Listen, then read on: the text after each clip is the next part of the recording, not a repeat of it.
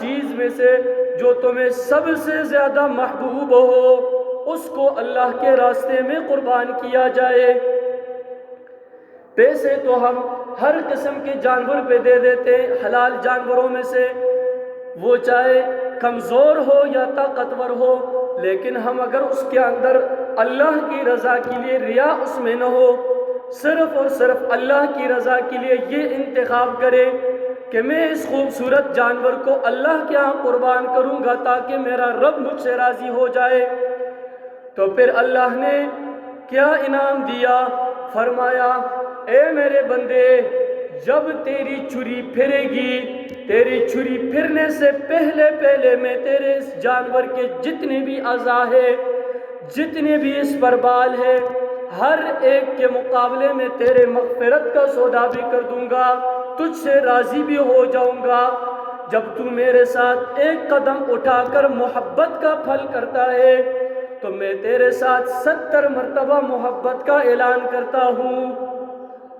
لیکن وہ محبت وہ کیسے ہوگی جب اس میں ریا اور شرک نہیں ہوگا؟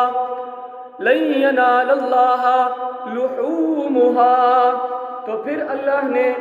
اسی لیے یہاں فرمایا کہ نہیں پہنچے گا کسی بھی وقت،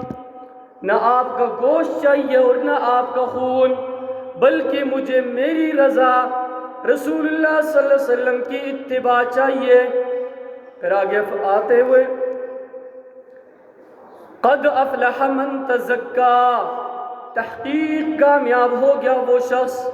تزکا جس نے اپنے آپ کو پاک کیا، وذکر اسم ربہ فصلی، اور جس نے یاد کیا اپنے رب کو اور پھر نماز پڑھی، وہاں بھی وذکر اسم ربہ فصلی، یہاں بھی صلاتی پہلے اور نسک کی بعد میں، اس لیے کہ فجر کی نماز کو قربانی سے زیادہ مقدم کیا۔ پھر عید الاضحیٰ کی نماز کو مسلمانوں پہ واجب کر کے سب سے پہلے عید الاضحیٰ کی نماز کو ادا کرنے کے حکم دیا، اور اس کے بعد اللہ رب العالمین نے فرمایا اب اپنے قربان گاہوں کی طرف آؤ، اب میری رضا کے لیے خون بہاؤ۔